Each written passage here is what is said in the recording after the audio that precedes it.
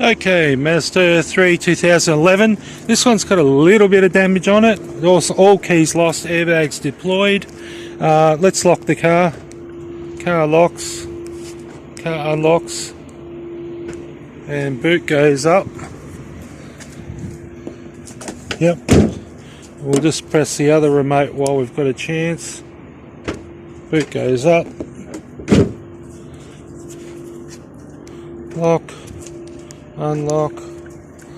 Yeah, I need foot on the brake to start the car. Too many things happening at once. Lock. Lock. Yeah. Yeah. Wonder if this will pass the RWC. It's from Victoria. So mobiliser light will go off. Car runs.